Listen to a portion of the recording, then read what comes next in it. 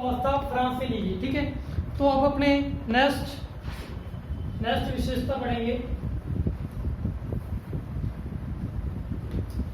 बस आपको ऐसे ही पढ़ना है, इसको बहुत ही ध्यान से पढ़ना है कि आपका क्वेश्चन गलत ना हो। नेक्स्ट अपने जापान। तो जापान से क्या विशेषता ली गई? जापान से जो वेरी मोस्ट इंपोर्टेंट है, अनुच्छेदों की प्रक्रिया। भारतीय संविधान में अनुच्छेदों की प्रक्रिया का प्रावधान कहां से है? जापान से। अनुच्छेदों की प्रक्रिया कहां से ली गई है? जापान से। और दूसरी सबसे बड़ी विशेषता, विधि द्वारा स्थापित प्रक्रिया। विधि द्वारा स्थापित प्रक्रिया जिसका वर्णन अनुच्छेद संख्या 21 में है। जिसका वर्णन अनुच्छेद संख्या 21 में है, विधि द्वारा स्थापित प्रक्रिया। मेरा आपसे एक क्वेश्चन है, आपको कमेंट में बताना है कि भारतीय संविधान के किस अनुच्छेद को, भारतीय संविधान के किस अनुच्छेद को मेगना कार्टा कहा जाता है? पहला क्वेश्चन। दूसरा क्वेश्चन, भारतीय संविधान के किस भाग को मेगना कार्टा कहा जाता है? दो क्वेश्चन का आपको आंसर करना है। ठीक है, तो विधि द्वारा स्थापित प्रक्रिया कहां से है? जापान से। अनुच्छेदों की प्रक्रिया कहां से है? जापान से। वेरी मोस्ट इंपोर्टेंट है। Okay, clear? ये थोड़ा सा ध्यान में रखना है। नेक्स्ट अपने पढ़ेंगे दक्षिणी अफ्रीका। दक्षिणी अफ्रीका यानी कि दक्षिणी अफ्रीका के संविधान से अपने देश में क्या सम्मिलित किया गया? तो सबसे बड़ी विशेषता संविधान संशोधन प्रक्रिया। संविधान संशोधन प्रक्रिया, ये वेरी मोस्ट इंपोर्टेंट। संविधान संशोधन प्रक्रिया, इसका जो प्रावधान है ये दक्षिणी अफ्रीका से। अब संविधान संशोधन प्रक्रिया की अगर बात करें तो भाग संख्या 20 में इसका वर्णन मिलता है। भाग संख्या 20 में इसका वर्णन है। पहला क्वेश्चन यही से। और दूसरा बिल्कुल व्यवहारिक क्वेश्चन कि संविधान संशोधन प्रक्रिया का वर्णन कौन से अनुच्छेद में? तो केवल इसमें एक ही अनुच्छेद अपने को पता है, और वो अनुच्छेद है 368। अनुच्छेद संख्या 368। और दूसरा बिल्कुल मेरा आपसे व्यवहारिक क्वेश्चन कि भारत में संविधान संशोधन की कितनी विधियां हैं? भारत में संविधान संशोधन की कितनी विधियां हैं? तो ध्यान रखना कि 3 विधियां। कितनी विधियां? 3। यह भी फर्स्ट ग्रेड में पूछा गया। संविधान संशोधन की कितनी विधियां हैं? तो 3 विधियां। ठीक है, एक साधारण बहुमत, एक 2/3 बहुमत, ये इसको विशेष बहुमत कह देते हैं, और तीसरा आद्य राज्यों का समर्थन तथा विशेष बहुमत। तो संविधान संशोधन की 3 विधियों का वर्णन कहां से है? सिंपल क्वेश्चन आएगा, संविधान संशोधन प्रक्रिया का वर्णन कहां से? दक्षिणी अफ्रीका से। ठीक है, ये बात वेरी मोस्ट इंपोर्टेंट है। दूसरी विशेषता क्या है कि जो अपनी राज्यसभा है, राज्यसभा के सदस्यों का निर्वाचन, राज्यसभा के सदस्यों का निर्वाचन, अब ये वेरी मोस्ट इंपोर्टेंट है। यानी कि जो राज्यसभा के सदस्य हैं वो अप्रत्यक्ष रूप से चुने जाते हैं। क्लियर है? कैसे चुने जाते हैं? अप्रत्यक्ष। या राज्यसभा में लिखकर वो लिख सकता है उच्च सदन। क्या लिख सकते हैं? उच्च सदन। ठीक है, तो राज्यसभा के सदस्यों का जो वर्णन है वो अगर अपने से पूछा जाए अनुच्छेद संख्या, तो आप अनुच्छेद संख्या करोगे 84। अनुच्छेद संख्या पूछा जाए तो 84 में राज्यसभा के सदस्यों का वर्णन है। ठीक है, राज्यसभा के सदस्यों का वर्णन है अनुच्छेद संख्या 84 में। और राज्यसभा से एक क्वेश्चन और आएगा कि राज्यसभा में जो सदस्य मनोनीत या नामांकन किए जाते हैं उनका वर्णन कहां से? तो वो अपने आयरलैंड से पढ़ेंगे। तो राज्यसभा के सदस्यों का निर्वाचन का वर्णन कहां से है? दक्षिण अफ्रीका से। तो संविधानों के बारे में अपने पढ़ा। जापान अनुच्छेदों की प्रक्रिया और विधि द्वारा स्थापित क्रिया का वर्णन जापान से। दक्षिण अफ्रीका से संविधान संशोधन जो 3 टाइप से भाग 20 में, अनुच्छेद संख्या 368 में, और इसका जो प्रयोग अगर पूछा जाए तो 368 2 में होता है, 368 2 में होता है। मेरा आपसे क्वेश्चन रहेगा, क्या क्वेश्चन रहेगा कि संविधान संशोधन अनुच्छेद संख्या 368 में ही कितनी बार संशोधन हुए। क्वेश्चन को दोबारा सुन लो। एक तो क्वेश्चन है कि भारत में कितने संशोधन हो गए, तो लगभग वर्तमान में 134 हो गए, ठीक है। एक मेरा आपसे क्वेश्चन है कि अनुच्छेद संख्या 368 में कितनी बार संशोधन हुए, ये भी आपको बता रहे हैं, ठीक। और राज्यसभा के सदस्यों का निर्वाचन 84 के तहत दक्षिण अफ्रीका से इसका वर्णन लिया गया है। नेक्स्ट अपने बढ़ेंगे, ठीक है। नेक्स्ट अपनी बात करेंगे ऑस्ट्रेलिया के संविधान से। ऑस्ट्रेलिया के संविधान से, ठीक। ऑस्ट्रेलिया के संविधान से, तो ऑस्ट्रेलिया के संविधान से जो पहली विशेषता है वो समवर्ती सूची। समवर्ती सूची, ये समवर्ती सूची के बारे में हमने कल भी पढ़ा था। समवर्ती सूची के बारे में इनकी पिछली वीडियो के में अपने पढ़ा था जब अनुसूचियों का वर्णन आया था। तो समवर्ती सूची का जो प्रावधान है वो ऑस्ट्रेलिया के संविधान से लिया गया। फिर आपसे प्रश्न है कि जब अनुसूची में जोड़े गए विषय कितने थे, जब ये अनुसूची मूल रूप से थी तो 97 विषय थे, ध्यान रखना। अगर बात करें वर्तमान में कितने, तो वर्तमान में इसमें 100 विषय, वर्तमान की बात करें तो 100 विषय, मूल विषयों की बात करें तो 100 विषय, सॉरी 97 विषय थे और वर्तमान में 100 विषय इसमें वर्णन है, ठीक है। दूसरा, प्रस्तावना की भाषा। प्रस्तावना की भाषा किस देश से ली गई है, तो ऑस्ट्रेलिया से। अपने प्रस्तावना का विचार पढ़ा था वो संयुक्त राज्य अमेरिका से। प्रस्तावना का विचार कहां से है, संयुक्त राज्य अमेरिका से है। और प्रस्तावना की भाषा का वर्णन कहां से है, ऑस्ट्रेलिया से। क्लियर। उसके बाद में संसद व या ऑब्लिक लगा दीजिए, राज्य विधान मंडलों, राज्य, एक मिनट, सॉरी सीधा लिखना अपने को, संसद के दोनों सदनों की संयुक्त बैठक का प्रावधान, संयुक्त बैठक का प्रावधान, संसद के दोनों सदनों की संयुक्त बैठक का प्रावधान। ये वेरी मोस्ट इंपोर्टेंट क्वेश्चन है कि संसद के दो सदन है, कौन से, निम्न सदन व सदन, लोकसभा व राज्यसभा।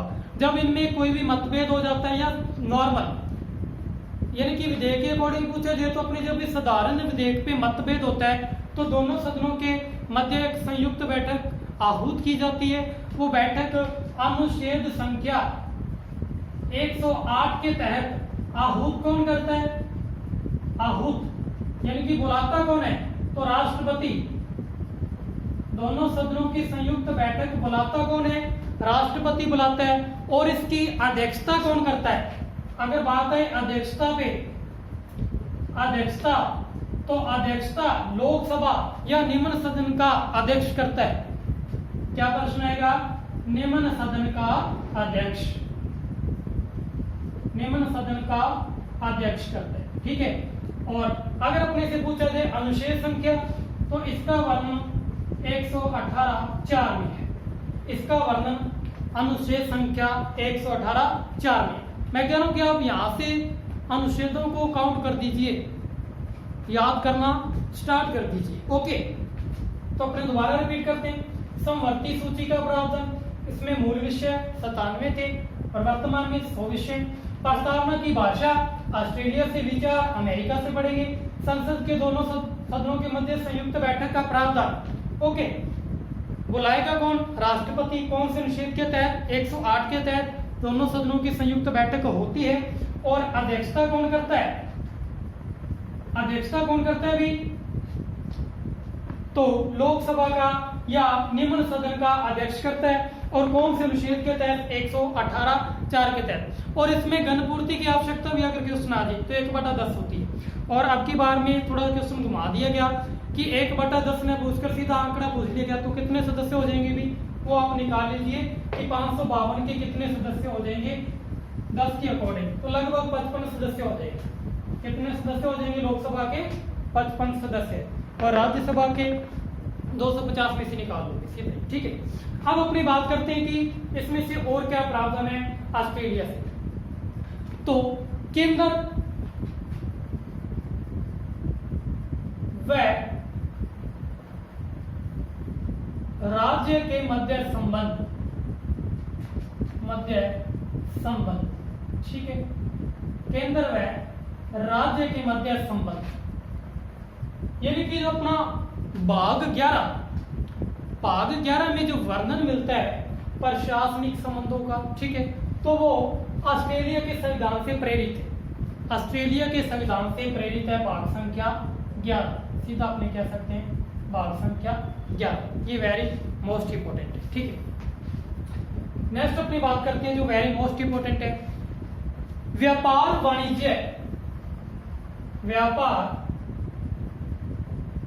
वाणिज्य का वर्णन। व्यापार वाणिज्य का वर्णन ऑस्ट्रेलिया के संविधान से, यानी कि भाग संख्या 12 कह सकते हैं। भारतीय संविधान की भाग संख्या 12 अपने कह सकते हैं। और शक्तियों का विभाजन,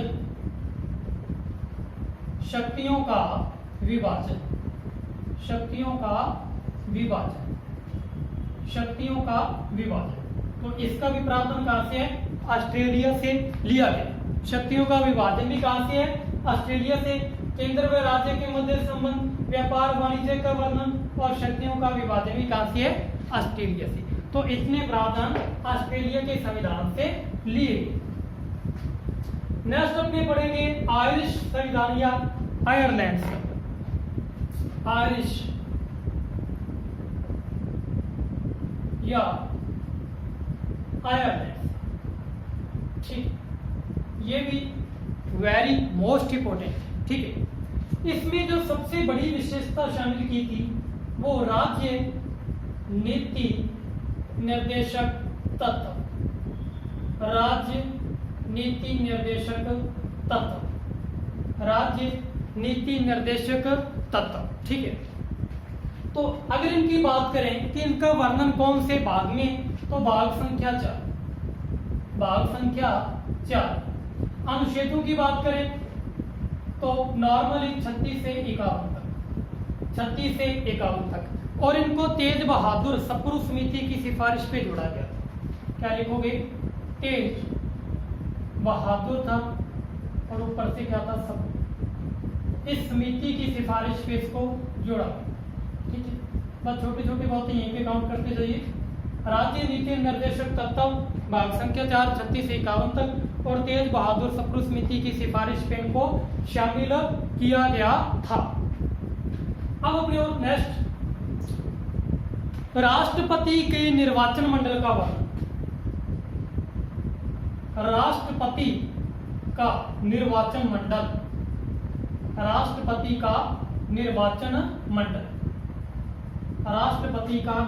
मंडल, ये भी आयरिश संविधान से लिया गया, राष्ट्रपति का निर्वाचन मंडल। अब अपनी बात करते हैं कि राष्ट्रपति के निर्वाचन मंडल का जो वर्णन है वो अनुच्छेद संख्या 54 में मिलता है। अनुच्छेद संख्या 54 में मिलता है, क्या अनुच्छेद संख्या 54 में। और राष्ट्रपति के निर्वाचन मंडल में कौन कौन से सदस्य भाग लेते हैं, तो सुनो, लोकसभा, राज्यसभा और सभी विधानसभाओं के, लोकसभा, राज्यसभा, सभी विधानसभाओं के निर्वाचित सदस्य। कौन से सदस्य निर्वाचित, यानी कि सभी एमपी और एमएलए, सभी एमपी एमएलए यानी कि सांसद और विधायक भाग लेते हैं। और दिल्ली और पुदुचेरी के विधानसभाओं के निर्वाचित सदस्य, दिल्ली और पुदुचेरी, इनको 70वें संविधान संशोधन के तहत ये दर्जा दिया गया। दोबारा सुन लो, लोकसभा, राज्यसभा और सभी विधानसभाओं के निर्वाचित सदस्य, दिल्ली, पुदुचेरी, इनको 70वें संविधान संशोधन के तहत ये प्रावधान यानी कि ये दर्जा दिया गया। ओके, कौन से सदस्य शामिल नहीं होते? एक तो मनोनीत सदस्य शामिल नहीं होते राष्ट्रपति के निर्वाचन मंडल में, ध्यान रखना, और विधान परिषदों के सदस्य शामिल नहीं होते, और गैर सरकारी सदस्य शामिल नहीं होते। ये राष्ट्रपति का निर्वाचन मंडल। अगर क्वेश्चन आ जाए राष्ट्रपति की निर्वाचन पद्धति कहां से ली गई? राष्ट्रपति की निर्वाचन पद्धति, तो इसका प्रावधान भी कहां से है? आयरलैंड से, जिसका वर्णन अनुच्छेद संख्या 55 में है, जिसका वर्णन अनुच्छेद संख्या 55 में, जो अपने पढ़ते ना, अनुपातिक प्रतिनिधित्व एकल संक्रमणीय गुप्त मत प्रणाली।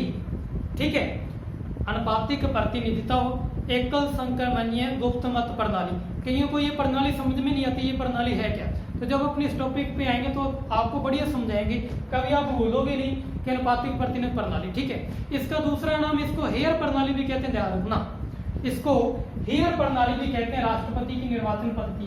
अगर नॉर्मल क्वेश्चन आ जाए राष्ट्रपति की निर्वाचन पद्धति कैसी है, तो अप्रत्यक्ष। कैसी है? अप्रत्यक्ष है। ये संविधान में प्रावधान कहां से है? आयरलैंड से। अब अपने को एक व्यवस्था और पढ़नी है कि जो अपना उच्च सदन यानी कि राज्यसभा, उच्च सदन क्या लिख सकते हैं अपने? राज्यसभा में 12 सदस्यों का मनोनयन या नामांकन भी शब्द आ जाता है, नामांकन भी लिखेंगे, नामांकन। ठीक है, नामांकन। राज्यसभा में 12 सदस्यों का नामांकन। तो जो राष्ट्रपति द्वारा साहित्य, कला, विज्ञान की दृष्टि से जिनको विशेष ज्ञान है, तो वो राष्ट्रपति उन सदस्यों को राज्यसभा में क्या करता है? मनोनीत करता है। ठीक है, ये प्रावधान कहां से? ऑस्ट्रेलिया से। और आपको इसका ध्यान रखना है अनुच्छेद, तो इसके जो अनुच्छेद का वर्णन है वो अपने पढ़ेंगे 80 कै के भाग 3 में, 80 कै के भाग 3 में। ओके, क्लियर है? ध्यान रखना है। या इसको गैर भी लिख सकते हो, क्या लिख सकते हैं इसको? गैर भी, या 3 लिख देगा। ठीक है, या तो हिंदी में 3 लिख देगा, या रोमन भाषा में 3 लिख देगा, तो अपने को आंसर देना, अपने को आंसर देना है इसका। ठीक है, 80 कै के 3 में, गैर में, या 3 में। ओके, तो ये बात विशेष आपको ध्यान में रखनी है। ध्यान रखना, जो सदस्यों का, राज्यसभा के सदस्यों का निर्वाचन आया था, राज्यसभा के सदस्यों का जो अपने निर्वाचन पड़ा था, वो अपने दक्षिणी अफ्रीका से पड़ा था 84 में, सीधा 84 के खंड में, 84 के खंड में। और ये 80 कै के खंड 3 में, 80 कै के खंड 3 में।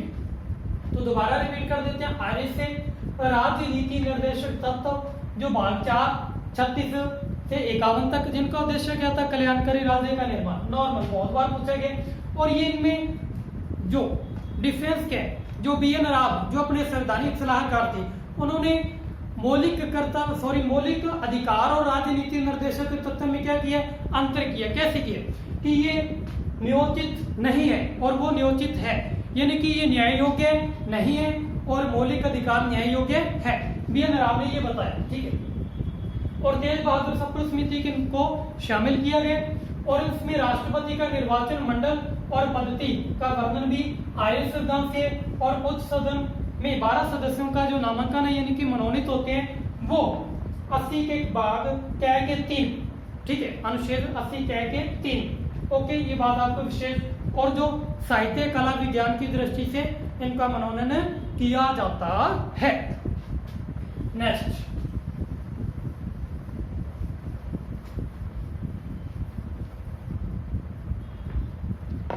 नेक्स्ट, अपने पढ़ेंगे संविधान।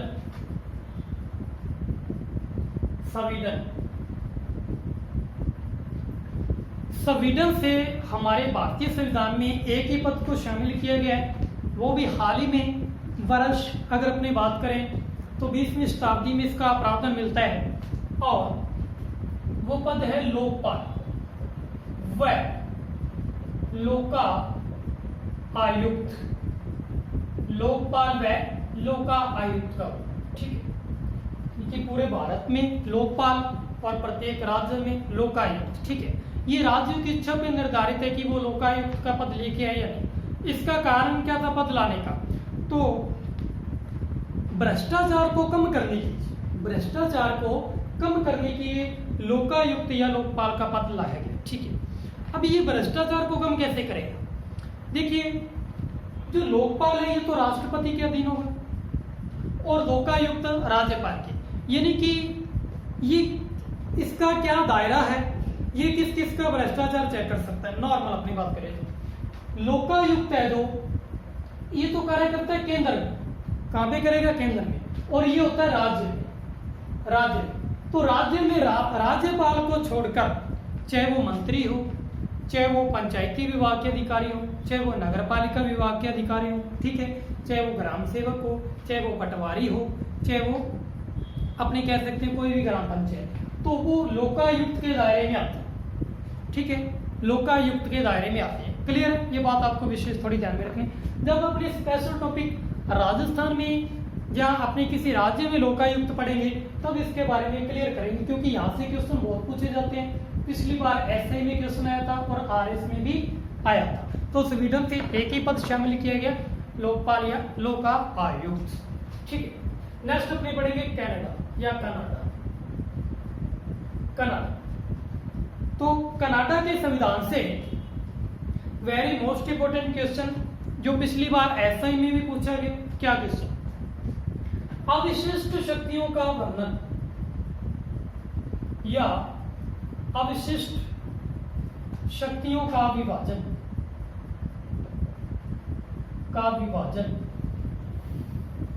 अविशिष्ट शक्तियों का विभाजन। ठीक है, अब ये अविशिष्ट शक्तियां क्यों या अविशिष्ट विषय क्या है? ठीक है, जब अपनी 7वीं अनुसूची पढ़ी थी तो वहां पे 3 प्रकार की सूचियां पढ़ी थी, राज्य सूची, समवर्ती सूची, ओके, और संघ सूची। ठीक है, और अगर उन तीनों में से कोई विषय रह जाता है, ठीक है, और उसको किसमें शामिल कर देते हैं? अविशिष्ट शक्तियों में या अविशिष्ट विषयों में शामिल उसको कर दिया जाता है। और अविशिष्ट शक्तियां जो दी गई हैं या साइबर सब्जेक्ट कह सकते हैं अपने, तो ये राष्ट्रपति को दी गई अविशिष्ट शक्ति। भारतीय संविधान में ये शक्तियां राष्ट्रपति को प्राप्त है। वेरी मोस्ट इंपोर्टेंट, ध्यान रखना है। ये पिछली बार ऐसे परीक्षा में पूछा गया था, अविशिष्ट शक्तियों का प्रावधान कहां पे? तो कनाडा से। क्लियर? दूसरा, सशक्त केंद्र में संघीय व्यवस्था।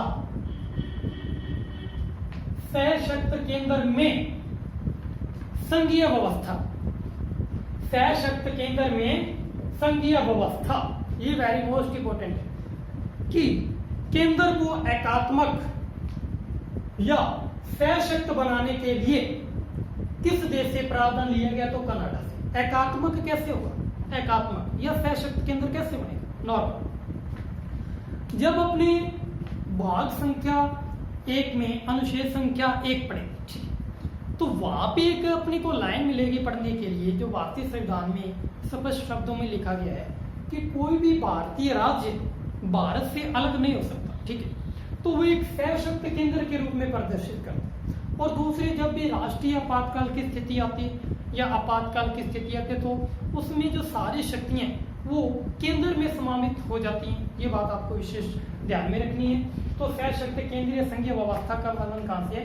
कनाडा से। ठीक है, नेक्स्ट, माननीय सर्वोच्च न्यायालय का परामर्श अधिकार।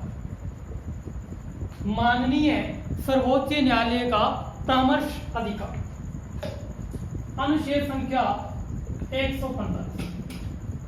अब ये परामर्श अधिकार, ठीक है, इसके अंतर्गत क्या होगा कि जब राष्ट्रपति को किसी विधि से संबंधित माननीय उच्चतम न्यायालय से परामर्श लेने की आवश्यकता होती है तो ये सर्वोच्च न्यायालय को अधिकार दिया गया है कि वो अनुच्छेद संख्या 145 के तहत परामर्श दे सकते हैं। ये प्रावधान कनाडा से। ठीक है, मेरा आपसे क्वेश्चन ये रहेगा, क्या उच्चतम न्यायालय परामर्श देने के लिए बाध्य है या राष्ट्रपति परामर्श मानने के लिए बाध्य है। ठीक है, तो आपको ध्यान में रखना है कि जब राष्ट्रपति द्वारा परामर्श मांगा जाएगा तब ही उच्चतम न्यायालय द्वारा इसको परामर्श दिया जाएगा, अन्यथा नहीं दिया जाएगा। हाँ, अगर जब राष्ट्रपति ने परामर्श मांगा है तो उच्चतम न्यायालय को परामर्श देना होगा। क्लियर? ओके। अब राष्ट्रपति पे निर्भर करता है कि उस परामर्श को माने या ना माने। और एक क्वेश्चन यहीं से पूछ लिया जाता है कि माननीय उच्चतम न्यायालय द्वारा दिया गया परामर्श, क्या इसकी जांच हो सकती है? क्या ये जांच के दायरे में है? तो ध्यान रखना, ये जांच के दायरे में नहीं है कि राष्ट्रपति को क्या परामर्श दिया गया है, इसकी जांच नहीं की जा सकती। ओके, तो बात ये आपको विशेष ध्यान में रखनी है कि इसकी जांच नहीं हो सकती। ओके, नेक्स्ट, केंद्र द्वारा राज्यपाल की नियुक्ति, राज्यपाल की नियुक्ति। अब मैंने आपको स्टार्टिंग में राज्यपाल का पद करवाया था। क्या करवाया था? राज्यपाल का पद, जो रूस से लिया गया था या पूर्व सोवियत संघ से, वहां से राज्यपाल का पद का वर्णन था 153 में। यहाँ पे केंद्र सरकार द्वारा राज्यपाल की नियुक्ति की जा रही है अनुच्छेद संख्या 155, अनुच्छेद संख्या 155। क्लियर है?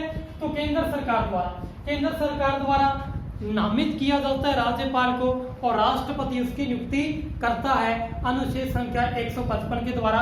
आप इसको जोड़ के भी याद कर सकते हो कि राष्ट्रपति गद्दी पे बैठता है 55 के द्वारा और राज्यपाल बैठता है 155 के द्वारा। ठीक है, दोनों को याद कर सकते हो। तो वेरी मोस्ट इंपोर्टेंट है कि राज्यपाल की नियुक्ति का प्रावधान कहां से है? तो कनाडा से। राज्यपाल के पद का प्रावधान कहां से है? तो रूस से। ये वेरी मोस्ट इंपोर्टेंट आपको ध्यान में रखना। नेक्स्ट विशेषता, राज्यपाल द्वारा राष्ट्रपति के लिए विधेयक आरक्षित का प्रावधान, आरक्षित का प्रावधान। अगर अनुच्छेद पूछा जाए तो 200, किस अनुच्छेद के तहत है? 200। जब भी कोई राज्य विधानमंडल में ऐसा विधेयक पेश किया जाए जो कि न्यायालय की या न्यायालय की किसी विधि की हीनता करता है, यानी कि विधि को कम करता है, तो राष्ट्रपति के लिए राज्यपाल क्या कर सकता है? उस विधेयक को आरक्षित रख सकता है 200 अनुच्छेद के तहत। अब राष्ट्रपति का क्या अधिकार होगा इस विधेयक पे? तो राष्ट्रपति इस विधेयक को स्वीकार कर सकते हैं, स्वीकार नहीं भी कर सकता, मंजूरी दे सकता है, नहीं भी दे सकता, यानी कि बाध्य नहीं, बाध्य नहीं। तो ये प्रावधान थे अपने कनाडा से अविशिष्ट शक्तियों का विभाजन, सशक्त केंद्र, संघीय व्यवस्था, सर्वोच्च न्यायालय का परामर्श अधिकार, केंद्र द्वारा राज्यपाल की नियुक्ति, राज्यपाल द्वारा राष्ट्रपति के लिए विधेयक आरक्षित का प्रावधान। और एक आप और लिखना है कि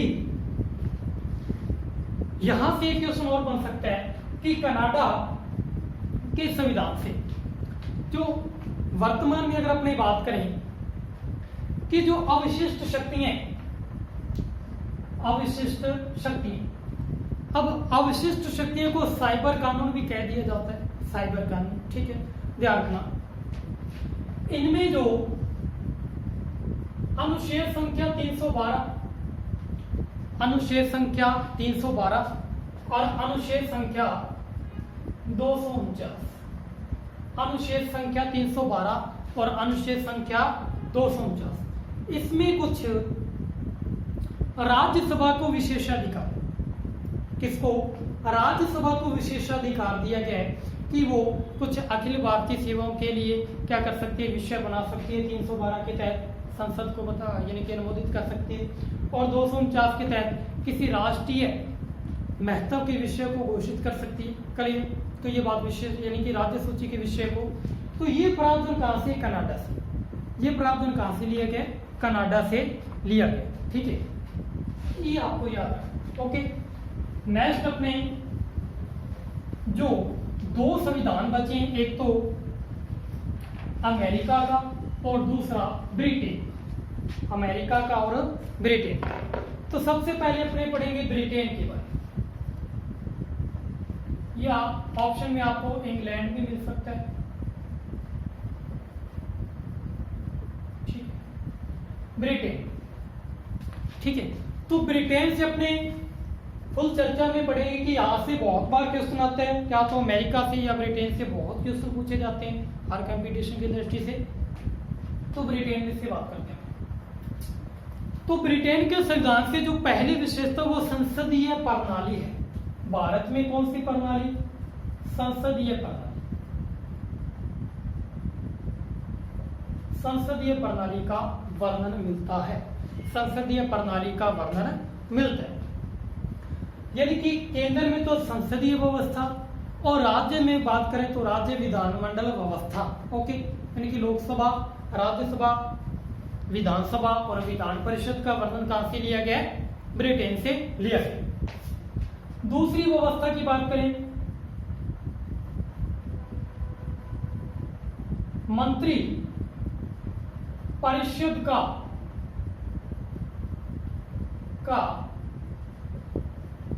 लोकसभा के प्रति, मंत्री परिषद का लोकसभा के प्रति उत्तरदायित्व,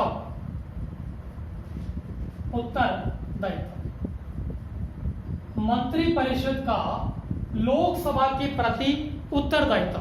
ये क्वेश्चन तो बहुत बार ही पूछा गया कि मंत्री परिषद किसके प्रति उत्तरदायी होती है? तो लोकसभा के प्रति उत्तरदायी होती है। आपको अनुच्छेद ध्यान में रखना है 3। अब मंत्री परिषद लोकसभा के प्रति कैसे उत्तरदायी होती है? सामूहिक रूप से होती है। सामूहिक रूप से कैसे होती है? सामूहिक रूप से उत्तरदायी होती है। वेरी मोस्ट इंपोर्टेंट, सामूहिक रूप, यानी कि सभी मंत्री जो केंद्रीय मंत्री परिषद के कह सकते हैं। और ये बात अपने राज्य में लिए तो राज्य मंत्री परिषद किसके प्रति उत्तरदायी होगी? तो निम्न सदन यानी कि विधानसभा के प्रति उत्तरदायी होगी। क्लियर है?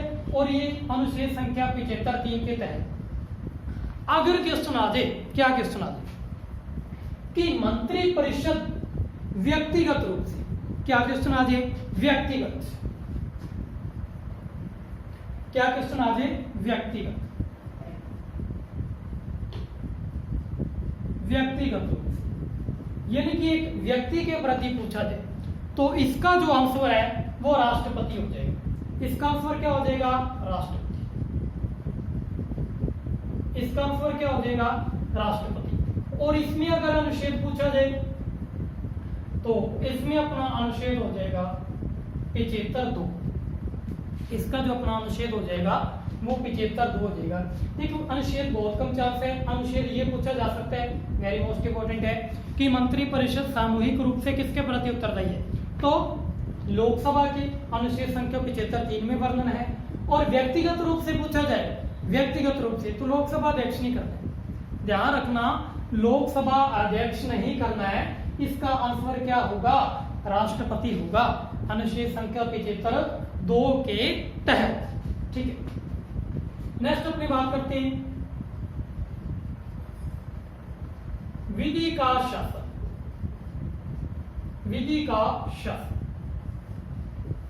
तो विधि का शासन का प्रावधान कहां से है? तो ब्रिटेन से।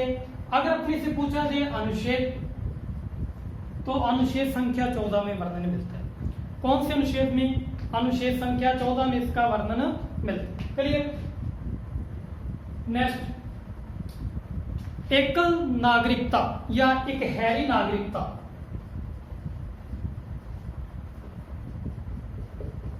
इकहरी नागरिकता, इसका वर्णन भी कहां से है? ब्रिटेन से। एकल नागरिकता का वर्णन भी कहां से?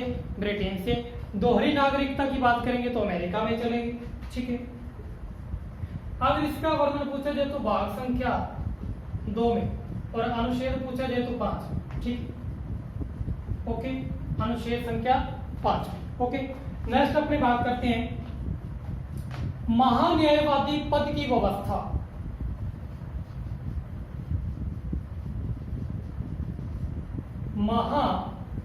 महान्यायवादी पद की व्यवस्था। ये क्वेश्चन पिछली बार सेकंड ग्रेड में पूछा कि महान्यायवादी का पद कहां से लिया गया, तो ये भी ब्रिटेन से है और इसका जो अनुच्छेद है वो 76 है। अनुच्छेद संख्या 76 के तहत महान्यायवादी की नियुक्ति राष्ट्रपति द्वारा की जाती है। और महान्यायवादी से क्वेश्चन बन सकता है कि महान्यायवादी की नियुक्ति क्यों होती है, तो काफी बच्चे क्या करेंगे कि ये विधि का सर्वोच्च अधिकारी होता है और राष्ट्रपति को विधि का यानी कि परामर्श देने के लिए इसकी नियुक्ति होती है। तो ध्यान रखना, ये केंद्र सरकार को क्या करता है, परामर्श देता है। किसको? केंद्र सरकार को परामर्श देता है। नेक्स्ट अपनी बात करेंगे नियंत्रक महालेखा परीक्षक। नियंत्रक एवं महालेखा परीक्षक, तो इसकी जो नियुक्ति होती है वो 148 में होती है, अनुच्छेद संख्या 148 में। तो नियंत्रक महालेखा परीक्षक का पद भी ब्रिटेन से लिया गया है। और एक क्वेश्चन इसमें देखो, क्वेश्चन कैसे बन सकता है कि भारतीय संविधान का ऐसा पद जो फेडरल यानी कि संघीय, फेडरल यानी कि संघीय न्यायाधीश के समान है, तो वो कौन सा पद है? नियंत्रक एवं महालेखा परीक्षक का पद है। किसका पद है? नियंत्रक महालेखा परीक्षक का पद है। यानी कि इसकी जो नियुक्ति की गई है वो एक न्यायाधीश के समान की गई है। इसकी नियुक्ति किसके समान की गई है? न्यायाधीश के समान की गई। ओके, नेक्स्ट कलेक्टर का पद।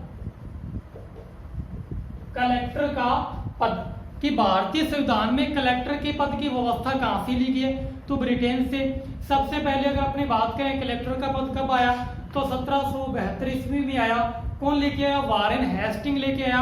और रॉल्फ शेल्डन पहले कलेक्टर बने थे भारत के। रॉल्फ शेल्डन कौन लेके आया? वारेन हेस्टिंग लेके आया। और पहले कलेक्टर कौन बने थे?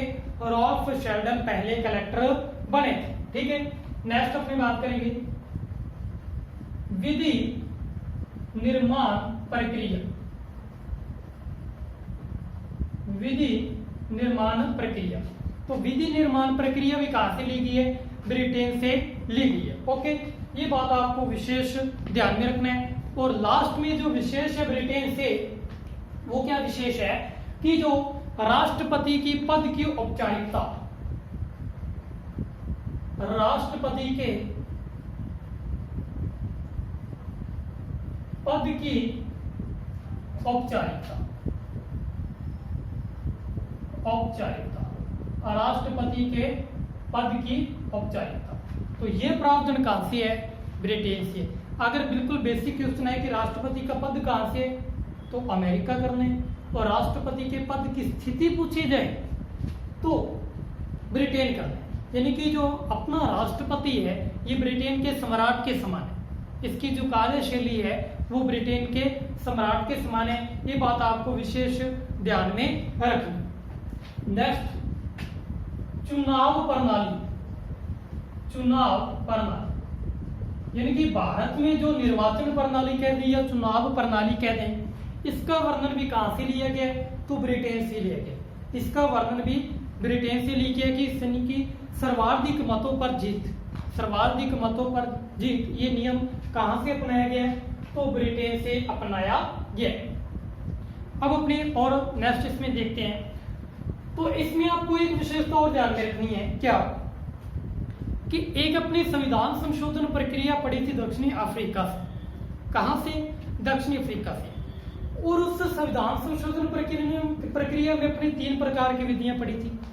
एक तो साधारण, दूसरा विशेष बहुमत जिसको 2/3 कहते हैं, और तीसरा आधे राज्यों का समर्थन। अगर अपने से क्वेश्चन पूछा जाए, क्या क्वेश्चन पूछा जाए कि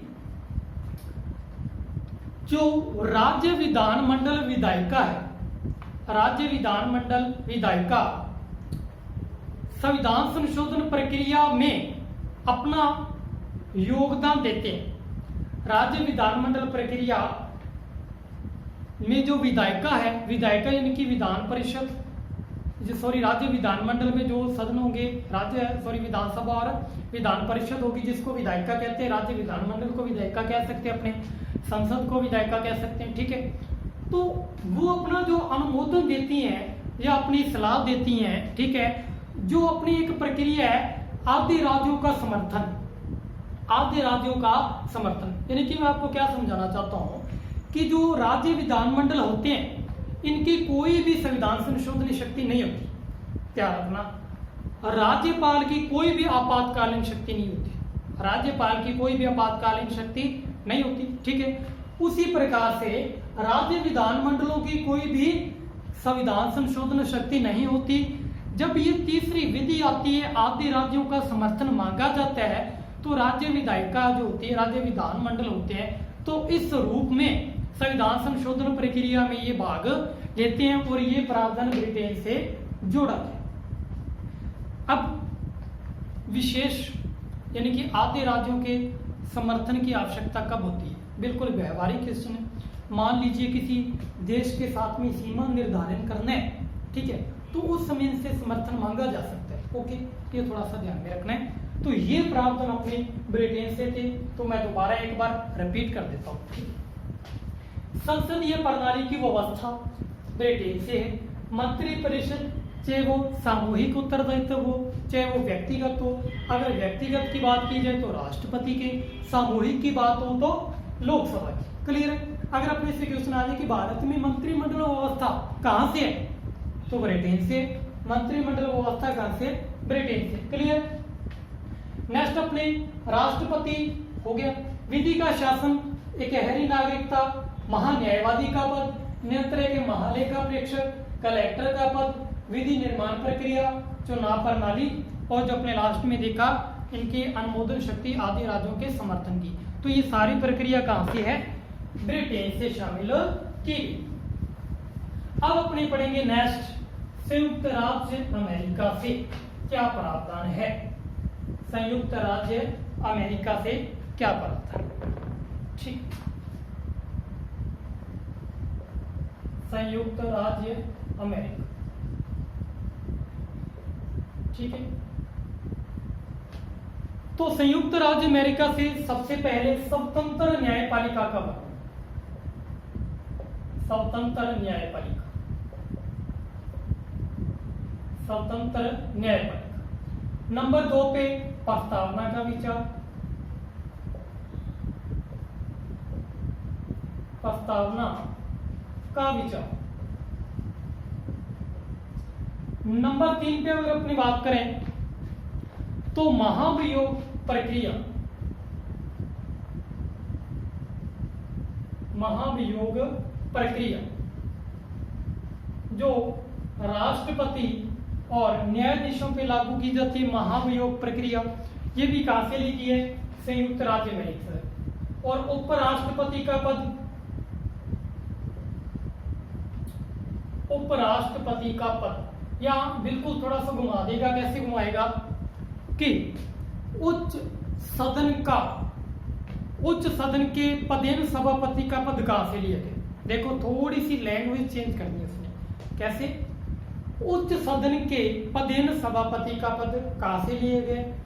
आंसर क्या होगा, संयुक्त राज्य अमेरिका। कैसे क्वेश्चन घुमा कि जो उच्च सदन का सभापति होता है वो उपराष्ट्रपति होता है, ठीक है। दूसरा क्वेश्चन क्या घुमा सकता है, यहीं से क्या घुमाएगा कि राज्यसभा के गैर सरकारी सदस्य जो इसका सभापति होता है या पदेन सभापति होता है, इसका पद कहां से लिए गए, तो संयुक्त राज्य अमेरिका से लिए गए। क्वेश्चन चाहे जैसे मर्जी घुमा दे, अपने को आंसर दे ले। उसके बाद में अपनी बात करेंगे जो वेरी मोस्ट इंपोर्टेंट है, मूल अधिकार।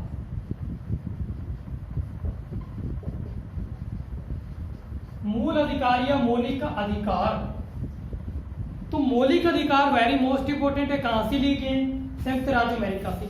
मौलिक कर्तव्य कहां से लिए गए, दोनों में चेंज है, मौलिक कर्तव्य और मौलिक अधिकार। तो मौलिक अधिकारों की बात करते हैं अपने संयुक्त राज्य अमेरिका से, और मौलिक कर्तव्य जो अपने पीछे पड़ के हैं और रूस से। क्लियर है। और इनका वर्णन है जो भाग संख्या 3 में 12 से 36 तक, सॉरी 12 से 35 तक, 12 से 35 तक इनका क्या है, वर्णन।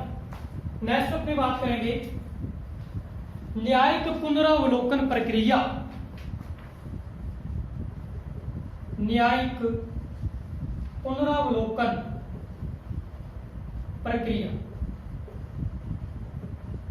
न्यायिक पुनरावलोकन प्रक्रिया कहां से ली गई है? अमेरिका से। ये भी वेरी मोस्ट इंपोर्टेंट है, न्यायिक पुनरावलोकन प्रक्रिया। दूसरी, दोहरी नागरिकता, दोहरी नागरिकता का प्रावधान कहां से है? अमेरिका से। नेक्स्ट, विधि का संरक्षण, विधि का संरक्षण, ये प्रक्रिया भी कहां से है? संयुक्त राज्य अमेरिका से। वेरी मोस्ट इंपोर्टेंट, ध्यान में रखना है। और वित्तीय आपात, अब ध्यान दीजिए, वित्तीय आपात कि मैंने आपको आपात उपबंध बताए थे जर्मनी से, लेकिन मैंने वहां पे आपको बोला था कि जो वित्तीय आपात है वो संयुक्त राज्य अमेरिका से लिए गए। वित्तीय आपात कहां से लिए गए? संयुक्त राज्य अमेरिका से। ये वेरी मोस्ट इंपोर्टेंट, आपको ध्यान में रखना। और लास्ट में अगर अपनी बात करें तो लोकतंत्र या लोकतंत्रात्मक शासन व्यवस्था कहां से? अमेरिका से ली गई। तो ये अपने देश के संविधान में जो स्रोत शामिल किए गए ये अपने पढ़े थे, तो दोबारा रिपीट कर लेते हैं। स्वतंत्र न्यायपालिका, प्रस्तावना का विचार, महाभियोग प्रक्रिया जो 61 अनुच्छेद में लागू होती है और बनती कौन से अनुच्छेद में? तो 56 ख में बनती है। ओके, इसके बारे में फुल चर्चा में अपने पढ़ेंगे। उपराष्ट्रपति का पद, अगर पूछे ये कैसी प्रक्रिया है तो ये एक अर्ध न्यायिक प्रक्रिया है। कैसी प्रक्रिया है? अर्ध न्यायिक प्रक्रिया। उपराष्ट्रपति का पद संयुक्त राज्य अमेरिका से। मौलिक अधिकार कहां से? संयुक्त राज्य अमेरिका। न्यायिक पुनरावलोकन, दोहरी नागरिकता, विधि का संरक्षण, वित्तीय आपात और लोकतंत्रात्मक शासन। तो इन आपको ये संविधान के स्रोत टॉपिक को अच्छे से पढ़ना है और अच्छे से याद करना है।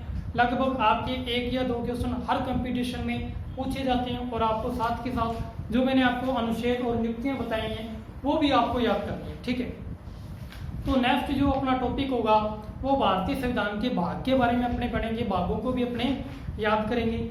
आशा करता हूँ कि आपको ये वीडियो पसंद आया होगा, तो आप इनके अच्छे से नोट्स बनाइए और इससे बाहर आपका क्वेश्चन नहीं होगा, आप यहीं से अपना क्वेश्चन हल कर सकते हो।